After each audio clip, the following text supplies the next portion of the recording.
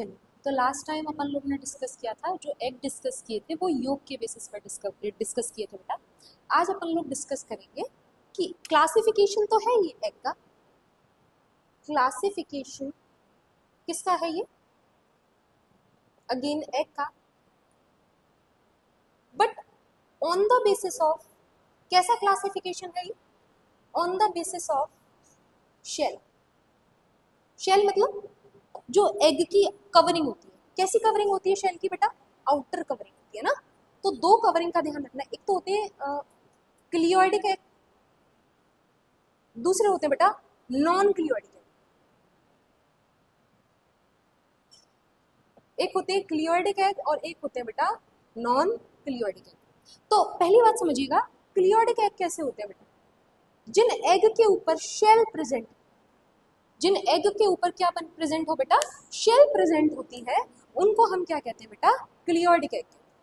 अगर मान लीजिए यही शेल एब्सेंट हो जाए तो कॉमन सी बात है, नॉन क्लियोइडिक एग है ना। अगर शेल प्रेजेंट है तो क्लियोइडिक एग।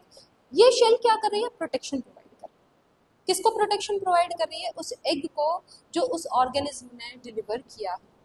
बात समझ में आ पा रही होगी, होप सो आपको। मैं आपसे क्या कह रही हूँ, मैंने कहा कि ये जो हम क्लासिफिकेशन पढ़ रहे हैं, ये क्लासिफिकेशन के अंदर क्या पढ़ रहे हैं, हम एग को पढ़ रहे हैं, और ये दो तरीके से होता है, एक क्लियोडिक और एक नॉन क्लियोडिक। क्लियोडिक के अंदर शेल प्रेजेंट होता है, नॉन क्लियोडिक के अंदर शेल प्रेजेंट नहीं होता। अच्छा, ऑटोमेटिक आप ह्यूमन के एग से देखो, ह्यूमन फीमेल्स, क्या उनके पास कोई एग शेल है, नहीं है ना। तो ऑटोमेटिक जितने आपको मैमल्स दिखते हैं, स्पेशली मैमल्स में कौन, ह्यूमंस, वो सब किसके अंदर आते हैं बेटा, नॉन क्लियोडिक के अंदर आते हैं। जबकि यहाँ शेल आपको कहाँ दिखते हैं, जैसे बर्ड्स में आपको दिखाई देते हैं, है ना। कभी आपने कोई कार्टून देखा हो तो आपने देखा हो कि डायनासोर है ना, उस डायनासोर के एग में शेल प्रेजेंट होता है ना।